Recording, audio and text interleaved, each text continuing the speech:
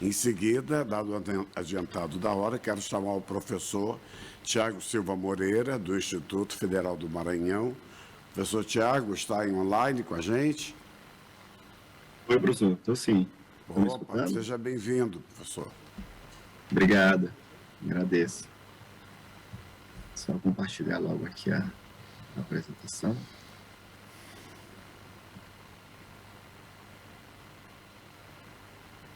Apareceu? Acho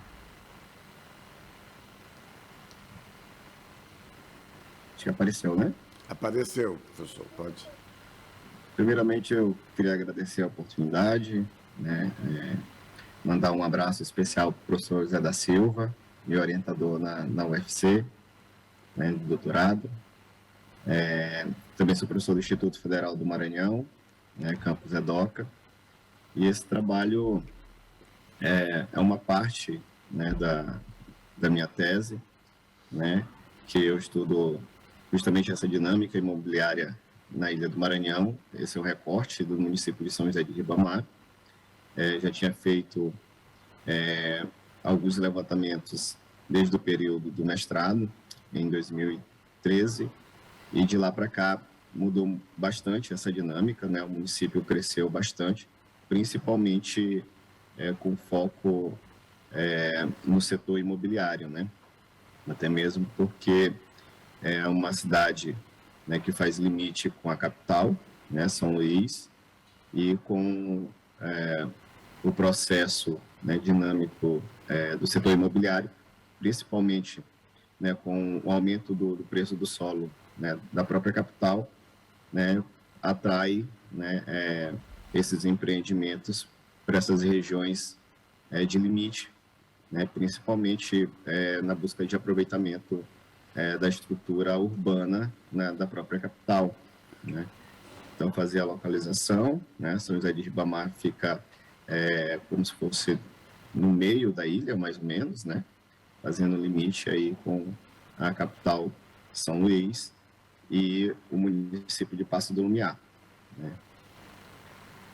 Nesse último dado, né, do censo, eu até atualizei ontem, né, a população em 2022, né, de Ribamar, ele chega aí perto dos 250 mil habitantes, né, sendo que em 2010 a população era de 161 mil habitantes, né, aproximadamente. Teve uma taxa de crescimento de 51,03%, né, no seu crescimento de taxa populacional, uma densidade demográfica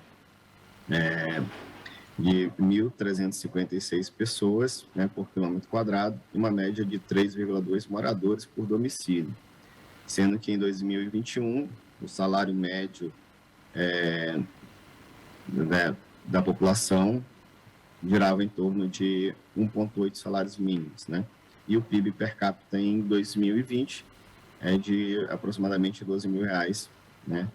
Então, é um município, né, que é considerado, né, uma cidade dormitório, né? Então, a gente tem uma dependência dentro dessa lógica urbana, principalmente da capital, de serviços, né, principalmente emprego, e um deslocamento que a gente vem percebendo, principalmente do setor imobiliário, para esse município e, consequentemente, né, o crescimento populacional através, principalmente depois do programa Minha Casa Minha Vida, né, que praticamente loteou o município inteiro. Então, é justamente nessa dinâmica, né, no processo de incorporação de novas áreas para a construção imobiliária, né, principalmente as áreas periurbanas, áreas de antigas regiões de segunda moradia, como sítios, e áreas que eram, né, destinadas principalmente ao processo de produção alimentícia, né, agricultura familiar, vão sendo incorporadas, né, por esse capital imobiliário, né, e sendo transformadas em moradias, né, principalmente no processo de verticalização, com incentivo aí de, de programas habitacionais.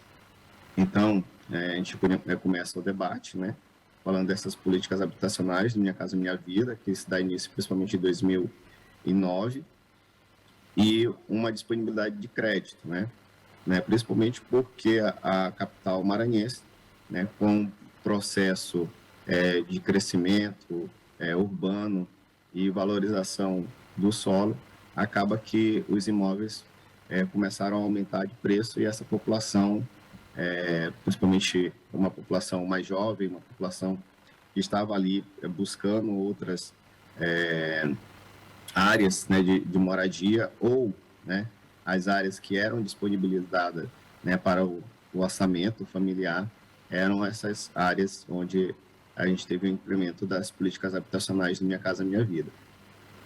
Então, com isso, a gente tem a construção de praticamente bairros inteiros, do tipo condomínio fechado, que começaram a dificultar a mobilidade dentro da região metropolitana da Grande São Luís, principalmente a dinâmica de mobilidade entre essas duas cidades, que fazem limites. Então, os interstícios urbanos começam a ser praticados como um funcionamento destinado a uma reserva de especulação imobiliária urbana. A gente vai ter um aumento do valor do solo de São Luís, onde há um direcionamento da construção civil para as áreas limítrofes dos municípios, com lotes de menor valor de mercado e também com menor infraestrutura urbana. Quanto mais próximo das áreas mais centrais de comércio, ainda do município de São Luís ou de São José de Ribamar, a gente tem um loteamento destinado à classe média alta, e quanto mais distante, geralmente aquela população que ali estavam nas primeiras faixas do programa habitacional do Minha Casa Minha Vida. Então, com isso, a gente teve também um processo de flexibilização dos planos diretores, a gente vai fazer um apontamento.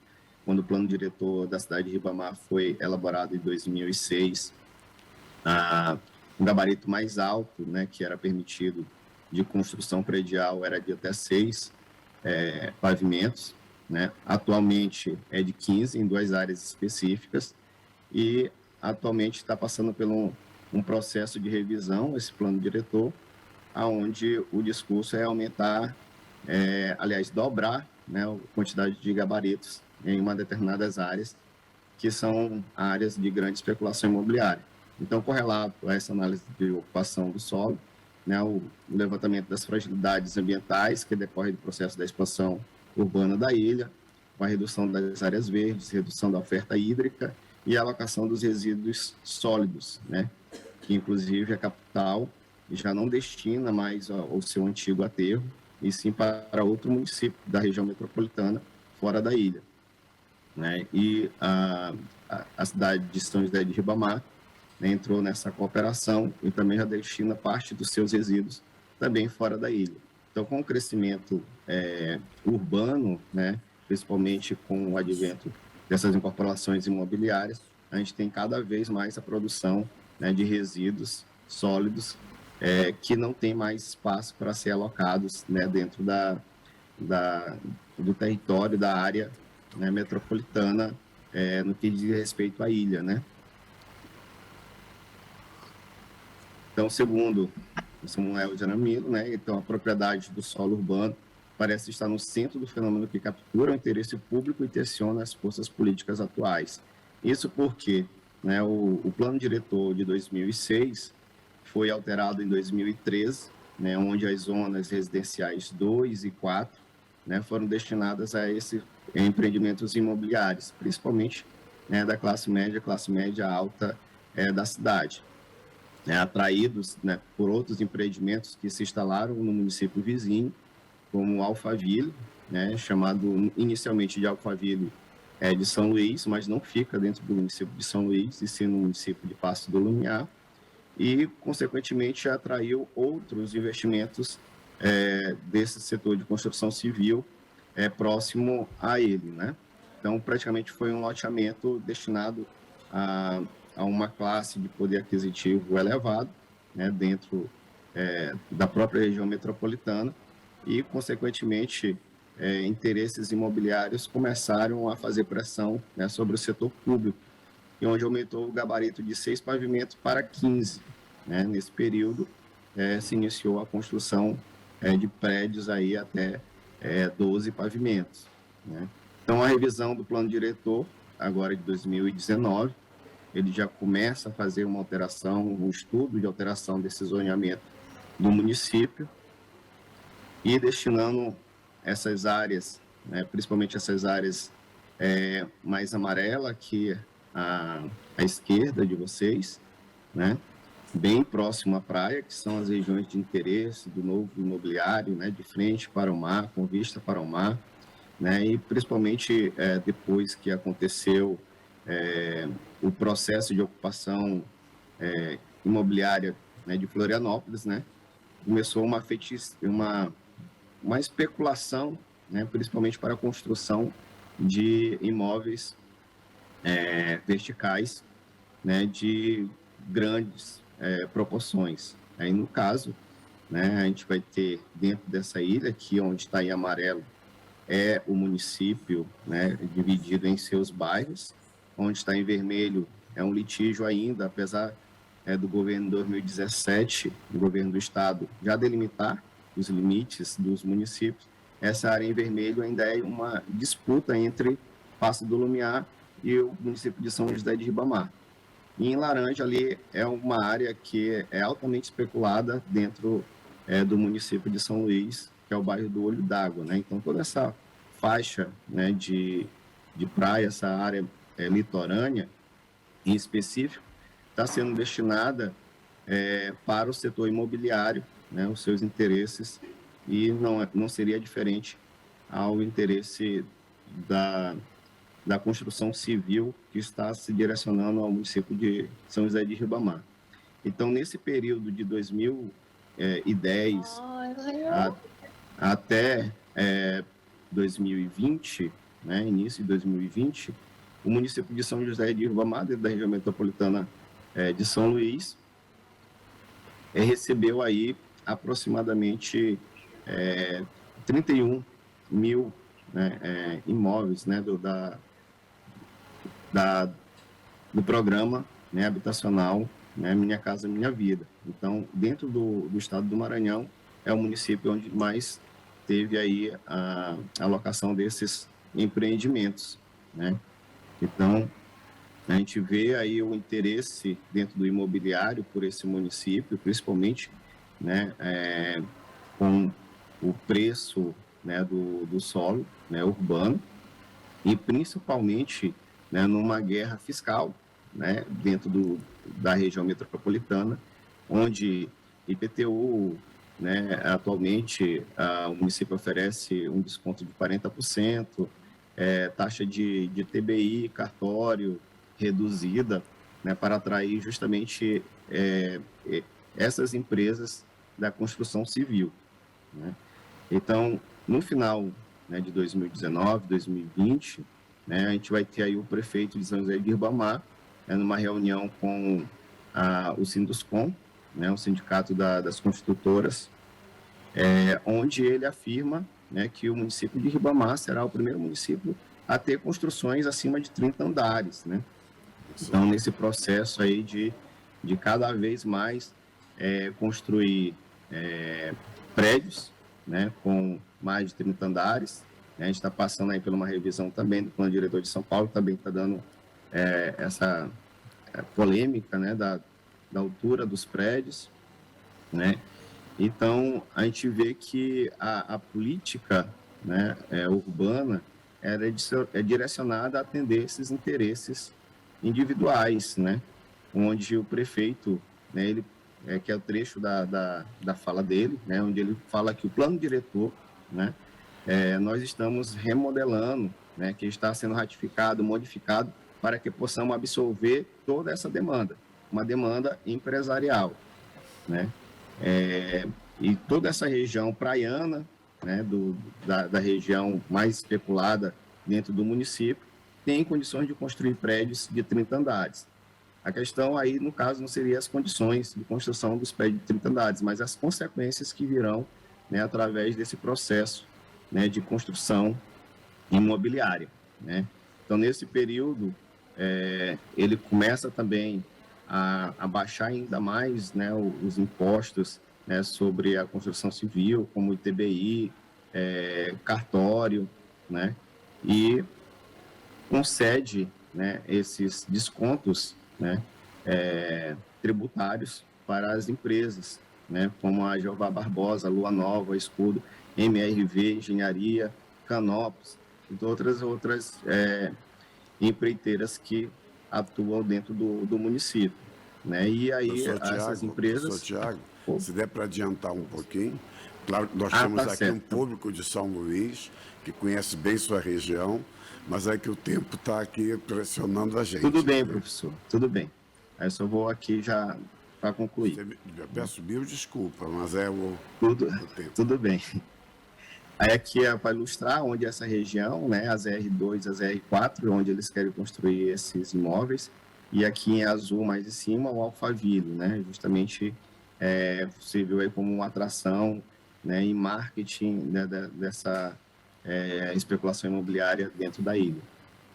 Na outra ponta, dentro do município, a gente tem algumas consequências em relação ao meio ambiente, né, que é uma região, né, do que chamamos aqui de Estrada de Ribamar, que é MA 203, onde tem inúmeros alagamentos, principalmente através do transbordo do rio Paciência, que é esse que passa aqui entre os três municípios, né?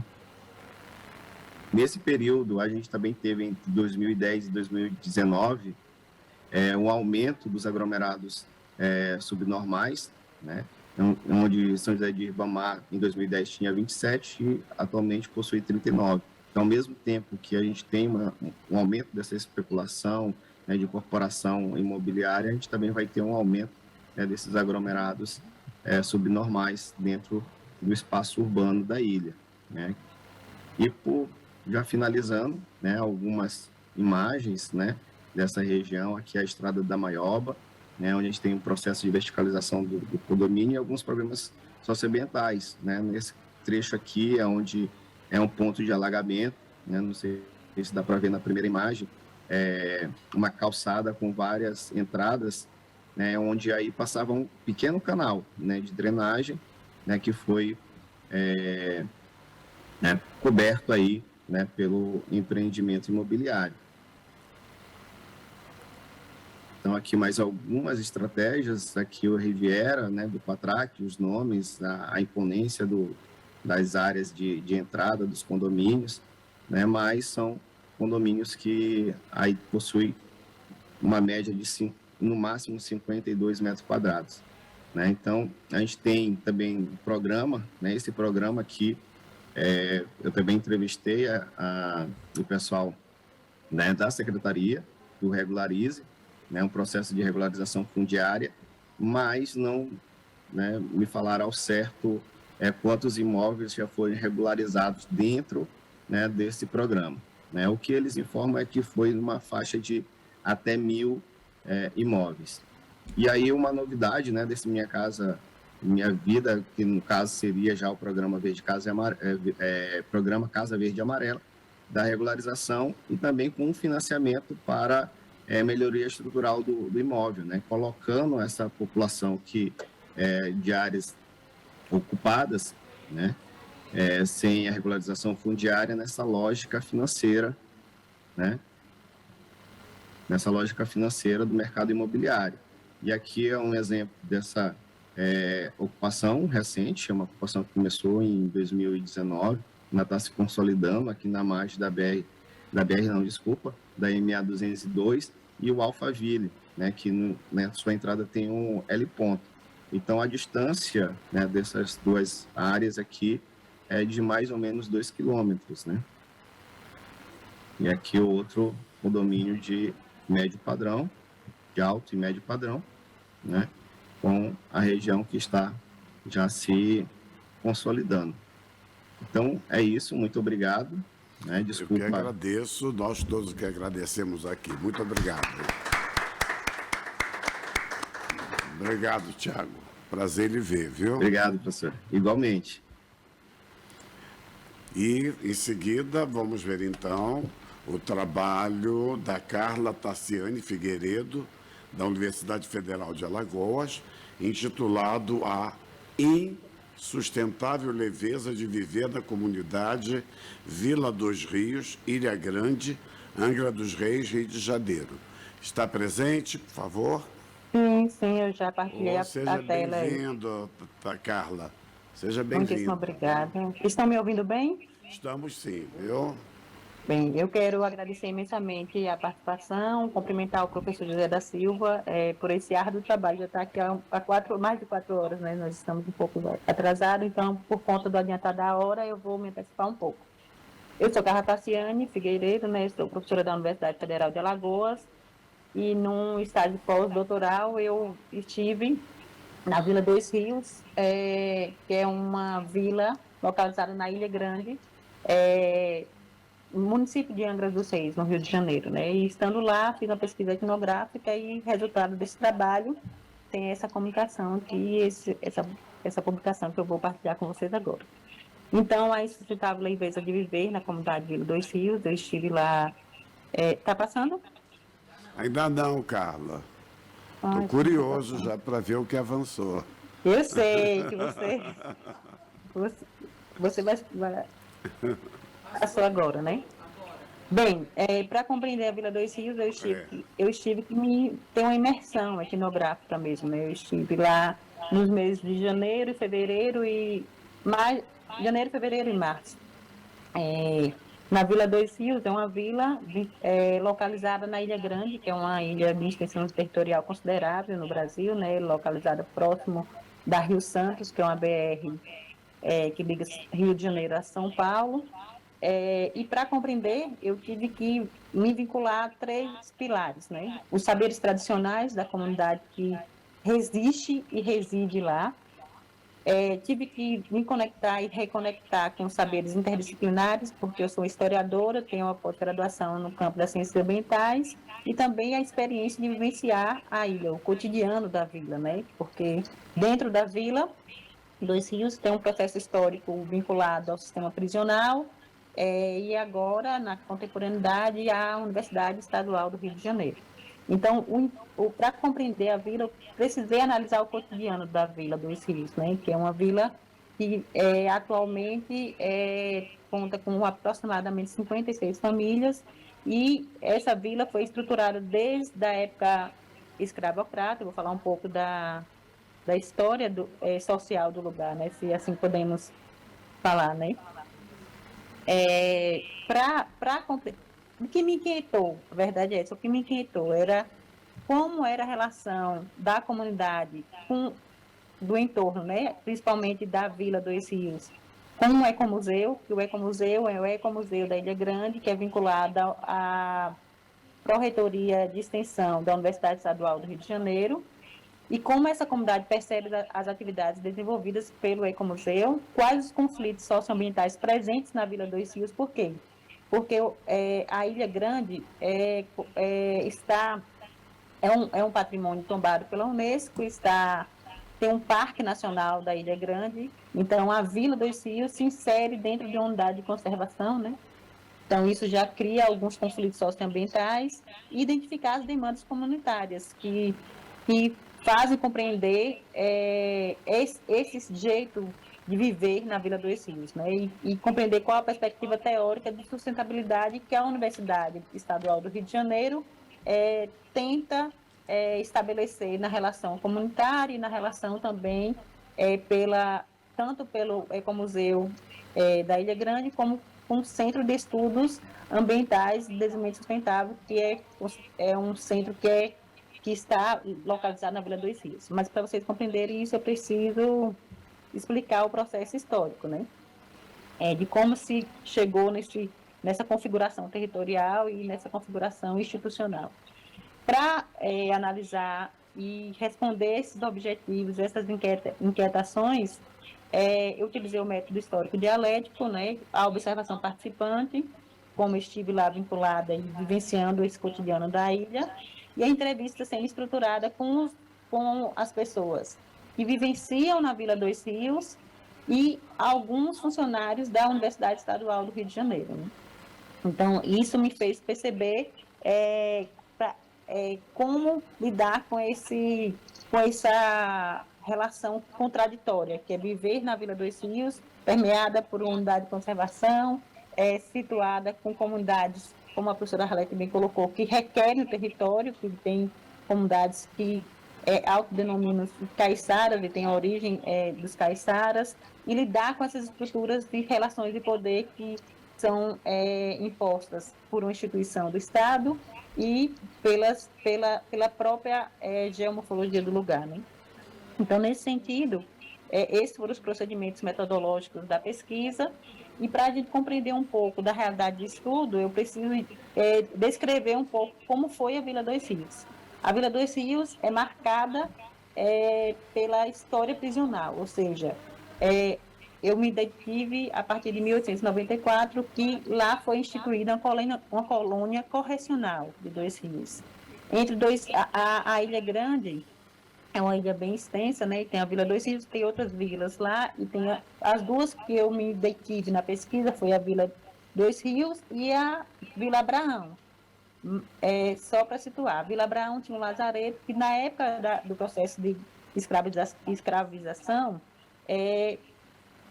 teve uma colônia correcional que recebia escravos em processo de adoecimento, e aí ficavam lá até se recuperarem para serem utilizados como mercadoria no comércio do Rio de Janeiro.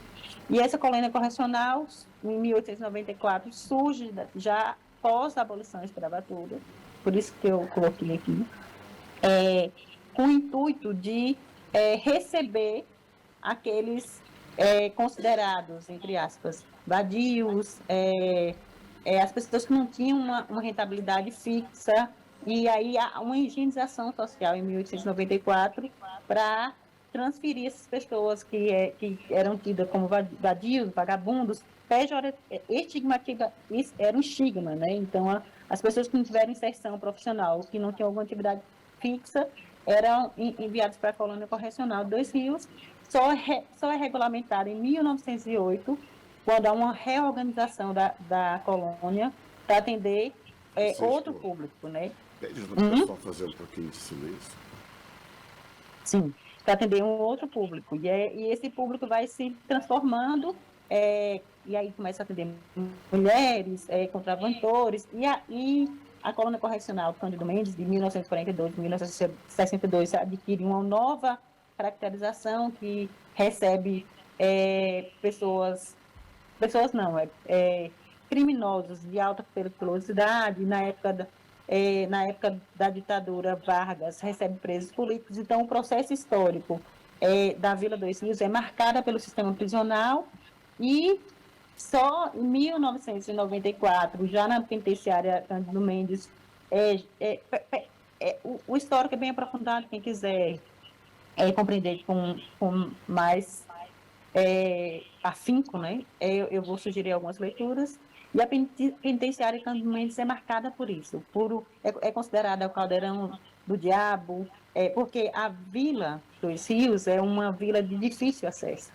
Então, e tem um modelo prisional, a penitenciária Cândido Mendes, uma prisão que estabelece uma relação com os prisioneiros, né, vamos colocar assim, de descreto, de maus tratos. Então, tem vários estudos aprofundados sobre isso. Só na década de 60 e 70, durante a ditadura, que acontece uma reformulação do público que esse sistema prisional e a penitenciária recebe, mas, mesmo assim, é marcada pela presença do Escadinha. Isso é muito difundido pelo Graciliano Ramos, que escreveu a Memória do Cárcere lá, enquanto esteve preso, por Marighella. Então, tem uma história marcada por personagens significativos da historiografia brasileira.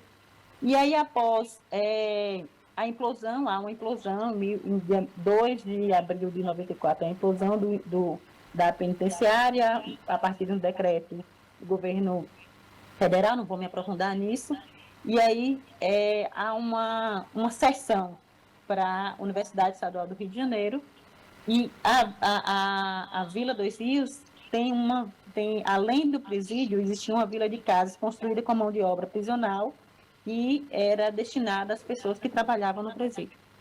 Então, o que é implodido é só as estruturas físicas do presídio mesmo, e quando a UERJ assume esse lugar, institucionaliza o SEADES, que é o Centro de Estudos Ambientais e Desenvolvimento Sustentável, em 98, e logo posteriormente o Ecomuseu Ilha Grande.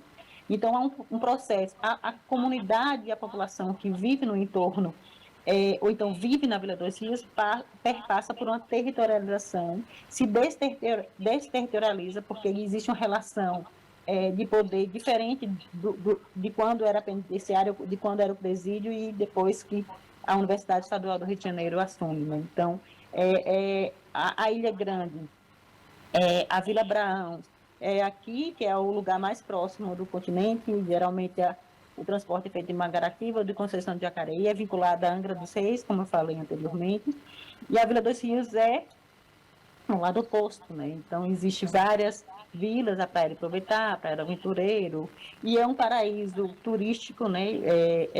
Tem uma especulação muito grande, é outra relação de poder que se estabelece, e a Vila Dois Rios, o acesso é a única vila que você tem acesso também por uma estrada que está em condições muito complexas, né? Porque é uma estrada que não tem manutenção. Na época do presídio havia uma manutenção e hoje não tem manutenção. Então, esse aqui foi um mapa produzido pelo pessoal de geografia da UERJ.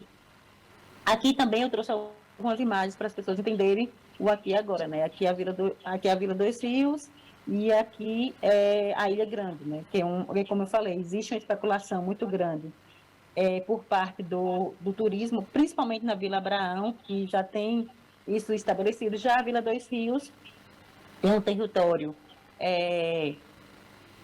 como é que eu posso? O território é regulamentado pelo termo de posse vinculado ao UERJ, então se mantém um pouco longe dessa perspectiva turística, mas na contramão existe uma comunidade que está lá e que sobrevive com essas relações, né, do SEADES, com o processo histórico do presídio e com o Ecomuseu. Aqui, essa é a Vila Dois Rios, né? Então, aqui essas estruturas, a estrutura de casa, que é o resquício ainda do SEADES, são estruturas da época do presídio, e aí aqui tem vilas e casas onde residem pessoas que estão desde a época do presídio, tem muitas pessoas que estão desde a época do presídio, e tem outras pessoas que são funcionários da Universidade Estadual do Rio de Janeiro, porque a concepção do Ecomuseu prediz que é necessário que insiram pessoas da comunidade para ser um ecomuseu, e tem outras pessoas que vêm do Rio de Janeiro e prestam serviços lá, né? Então, a intenção de identificar o potencial de melhoria do nível de gestão ambiental é importante, porque há necessidade de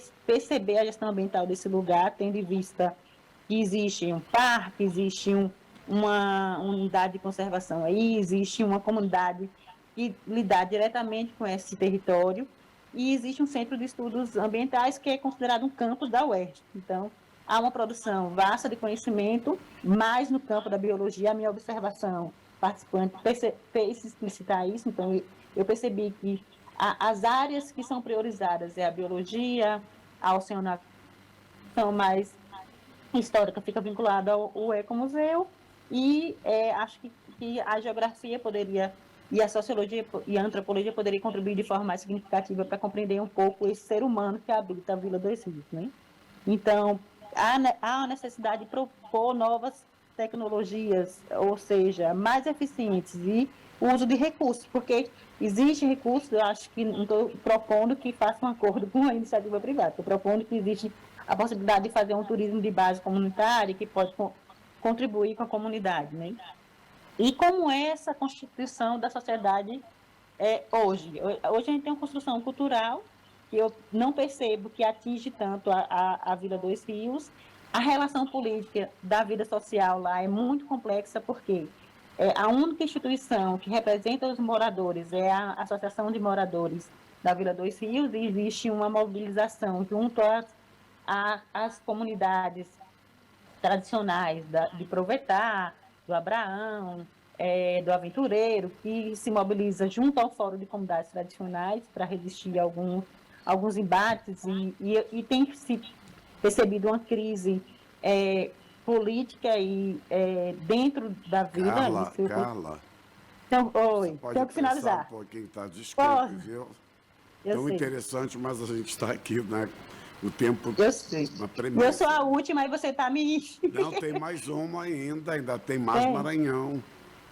Tudo bem. Então, vamos lá. Então, o referencial teórico que eu usei foi a Mira Sepulveda, que fala um pouco sobre a historiografia da Vila dos Rios, sobre o sistema prisional, a Carolina Dutra, que falando na perspectiva turista, a Rosana Gomes, que publicou uma dissertação sobre isso, as perspectivas de desenvolvimento sustentável e economia por Sachs, porque eu penso nessas dimensões socioambientais, políticas, econômicas, culturais, eu acho que é o mais apropriado.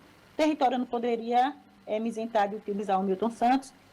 Vamos dizer, pode me criticar por utilizar Milton Santos e Rasbach de Rapestan, mas eu acho que coube na pesquisa e para os procedimentos heurísticos, o Aureliano Coelho, que fala sobre o método dialético e a Bardan, né? Então, os resultados parciais. Eu percebi que dentro da Vila dos Rios tem conflitos socioambientais imensuráveis, ou seja, a comunidade não consegue se perceber como protagonista disso, porque tem uma relação histórica, sócio-histórica, que precede todos os movimentos, os conflitos territoriais, porque as comunidades caiçaras têm direito ao território e existe uma dificuldade da relação com a universidade, e a UERJ tem sofrido várias crises desde 2017, e isso é recorrente. Tem conflitos identitários, porque tem comunidade caiçara, tem comunidade remanescente da época do presídio, tem comunidade que tem pessoas que moram na vila e são de Angra dos Reis, ou então mesmo do Rio de Janeiro. Tem as relações de poder, ou seja, inicia-se com a relação de poder do Estado vinculada ao presídio, depois tem uma relação de poder cedida pelo termo de posse pela Universidade Estadual do Rio de Janeiro, pelo SEADES, que era quem geria a infraestrutura do transporte e de outras coisas. Tem os conflitos socioeconômicos, porque não é fácil viver numa ilha, e também sobreviver isso. A caracterização da população é marcada por idosos, tem um número significativo de crianças, com tradições legais explícitas. Para mim, não existe um atendimento de saúde lá para uma criança ter acesso, um idoso tem que ir para a Vila Abraão, que a estrada é muito difícil. As políticas científicas, porque fazer ciência, tem que fazer ciência com consciência, como diz o Edgar Morin, ou seja, é necessário inserir as demandas societais daquela comunidade. Eu acho que eles são invisibilizados em muitas pesquisas, porque é uma prioridade pela área de biologia, e enfim, isso muito vinculado aos SEADES, e as concepções paradigmáticas, que são os sustentáveis. Qual é a concepção de sustentabilidade que se prevê uma vila que está dentro da unidade de conservação, e dentro dessa unidade de conservação tem um sistema sócio-histórico impresso na memória social do lugar? O meu questionamento é esse, por isso que eu falo, essa é insustentável leveza de viver na Vila dos Rios. Não é fácil, porque eu estive lá durante um mês e consegui conviver com todas essas contradições, né? E aqui são algumas referências utilizadas. Eu vou disponibilizar meu e-mail, a gente tem acesso aí no grupo, botar no chat, e aí quem tiver mais informações, os resultados são parciais, eu estou trabalhando ainda nos dados das entrevistas semi-estruturadas, por isso que eu não trouxe nenhum discurso. Muitíssimo obrigada, quero agradecer e estou disponível para o debate. Eu que agradeço, Carla Tassiani.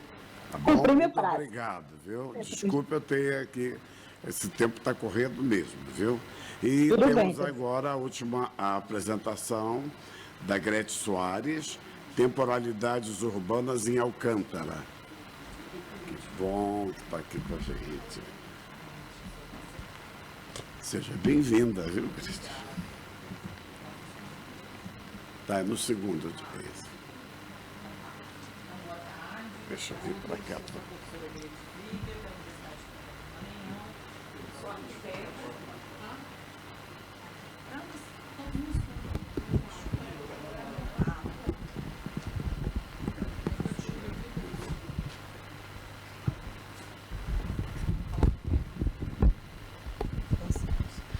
Então, eu sou a professora Grete Flieger, da Universidade Estadual do Maranhão, eu sou arquiteta, e essa pesquisa que eu trago é resultante de um artigo, depois da defesa de doutorado de muitos anos, refletindo um pouco sobre a segunda cidade e a importância histórica do estado do Maranhão, Alcântara. Então, aqui eu localizo Alcântara, vocês já viram Maranhão em vários mapas, né? Ela é uma cidade que está bem próxima a São Luís e teve sua importância histórica conectada no período colonial.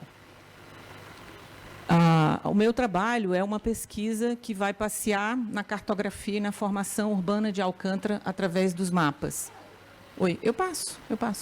E, então, esse é um timeline que eu executei, contando, assim como a colega que mostrou o trabalho anteriormente, os momentos de inclusão e exclusão na teoria de Castells, de quando a cidade se inclui e se exclui das redes urbanas. Então, ela é incluída no período colonial, ela é excluída com a decadência, ela é incluída no século XX.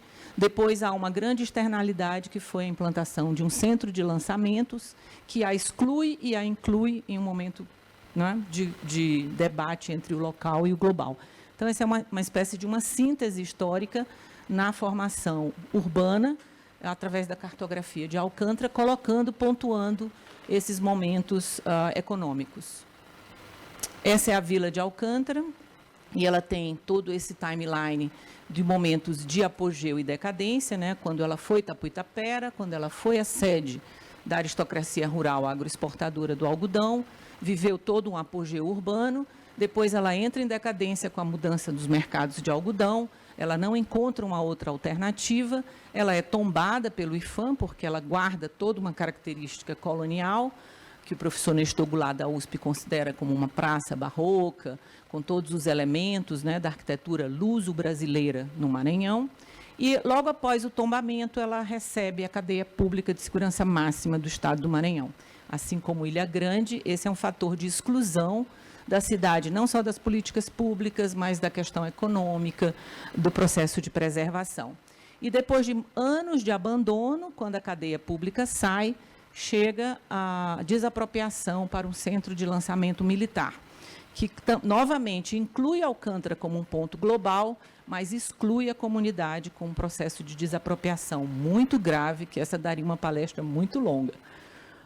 Bom, esse é o meu estudo da cartografia histórica, então eu vou buscar as origens ancestrais de Itapuitapera nos mapas portugueses, holandeses, em toda a cartografia, e as relações de Itapuitapera, da aldeia de Santo Antônio de Alcântara, da vila de Alcântara, com todo o processo de expansão do estado do Maranhão. Aqui um detalhe, né, e um detalhe importante é a gente resgatar, através da teoria da decolonialidade, a importância do lugar da aldeia indígena para o urbanismo colonial, como os portugueses beberam toda essa informação. Então, hoje agora recentemente eu fiz uma exposição de cartografias urbanas do Maranhão, dentro de um seminário, que é o mapa que foi publicado pelo professor Nestor Goulart, da USP, através de suas pesquisas na Torre do Tombo. Ele encontrou esse mapa do apogeu urbano da cidade, onde a gente visualiza muito bem a vila religiosa, com seus pontos, né, as principais igrejas, todo o processo urbano, de uma vila que teve um apogeu no século XVIII e diminuiu no século XIX e no século XX, após a abolição dos escravos e a mudança do mercado. Aqui é uma cartografia da década de 70, quando a cidade ficou menor ainda do que no seu apogeu do século XVIII, e é do pesquisador Pedro Alcântara, consultor da Unesco, do IFAM, que foi meu orientador lá nos idos da graduação e de quem eu tive a honra de complementar os seus trabalhos de pesquisa histórica. E aqui a cadeia pública, né, o principal prédio, então, a implantação do processo de exclusão de Alcântara foi feito no principal prédio da cidade, e eliminando todas as possibilidades da sobrevivência de Alcântara como uma vila ou turística ou econômica, porque a excluiu de todas as políticas públicas estaduais. Quando foi retirado o presídio, a cidade estava praticamente morta. Então, toda a literatura, o nosso colega que fala Maranhão, meu tesouro, meu torrão, o professor Messias, né? Eu falo para ele que toda a literatura maranhense, de Josué Montelo, de Ferreira Goulart, de vários autores, considerava Alcântara uma cidade morta. Ela não era morta, ela tinha toda uma comunidade remanescente de quilombolas, mas ela estava morta pelas narrativas políticas, econômicas, urbanas e sociais. Hoje, a Alcântara, aqui no século XX, e ela num processo de favelização, inchamento e expansão decorrente da implantação desse centro de lançamentos. Então, a gente tem uma pequena cidade com um desafio global, com uma questão local, com entraves que são imensos. Essa é uma foto do Pelourinho, da Praça Histórica, é uma vila colonial muito bonita e preservada, mas em que suas franjas têm um entorno e tem uma questão global muito grave, que é o processo de desapropriação, e que hoje toda a comunidade remanescente dos escravos foi reconhecida pela Constituição Federal e está reivindicando suas terras. Essa é uma briga imensa. Aqui é uma praça principal e é uma cidade também conhecida na literatura e na narrativa como uma cidade em ruínas. Ela literalmente tem ruínas do passado e ruínas do presente, do futuro, porque houve uma grande explosão em 2004 que matou 21 cientistas no centro de lançamento de Alcântara. Então, tem um poeta que eu gosto de citar que diz que Alcântara tem as ruínas do passado, que ela não chegou a realizar, e as ruínas de um futuro que também ainda não aconteceu com o centro de lançamento. Bom, e no final, é isso. Meu artigo vai falar dessas múltiplas temporalidades, das múltiplas faces de uma cidade que foi aldeia, que foi a sede da aristocracia rural agroexportadora do Maranhão, que foi uma cidade morta, né, considerada, mas que de fato morreu com esse presídio, que é uma cidade monumento reconhecida pela Unesco. Ela não tem o tombamento mundial, a inscrição que a Unesco deu a São Luís, mas ela é reconhecida pelo IPHAN como cidade histórica, cidade monumento, uma cidade muito importante. A Unesco mandou vários consultores que fizeram várias estratégias para reerguer a cidade, e hoje ela ficou em ruínas muito tempo. Então, hoje ela tem o desafio de ser uma cidade espacial que está sendo disputada, já foi disputada pela Ucrânia, pelos Estados Unidos, pelos particulares, porque ela tem um ponto de localização estratégica. Ainda aqui no seminário eu falava que se nós tivéssemos um voo direto de São Luís para Lisboa, nós voaríamos 6 horas, mas nós voamos sempre 11 horas por São Paulo, ou por Fortaleza, 7, 8, porque São Luís não tem a conexão que tinha no período colonial, onde os navios saíam diretamente para Lisboa. E hoje a busca da cidade, no plano de expansão do Estado, é de reconhecimento como uma cidade turística. E esse é o desafio que teve na nossa palestra de manhã do geógrafo. E se Alcântara conseguisse superar os seus desafios, poderia ser uma cidade histórica, como as cidades mineiras, ou cidades também abandonadas, como essa que visitamos aqui em Portugal. E é isso. Esse é o resultado de pesquisas que eu venho fazendo, são resultantes de mestrado e doutorado. Eu dou a disciplina de redes urbanas lá no meu mestrado, e na graduação eu trabalho com as cartografias urbanas históricas, reconhecendo a importância da cartografia para os arquitetos na formação das cidades. É isso. Muito obrigado. Fiquei por último, espero não tê-los cansado. Estamos fechando muito bem. Muito obrigado, Gretchen, meus parabéns. Vamos, então, nós temos aqui, abrir espaço para o debate dos trabalhos das duas equipes, né? Então, vocês fiquem, quero saber quem quer participar do debate. O tempo é muito curto, uma intervenção bem rápida, mas nós vimos, então, os dois painéis, a profundidade dos trabalhos, tá? Quero agradecer a todos que participaram, aqui os de forma presencial e os que estamos assistindo online, e parabenizar a todos que apresentaram trabalhos qualificados, com muita responsabilidade, e isso foi maravilhoso, é isso que dá mais ânimo para o nosso curso de verão aqui do Centro de Estudos Ibéricos. Muito obrigado e vamos continuar com a nossa programação.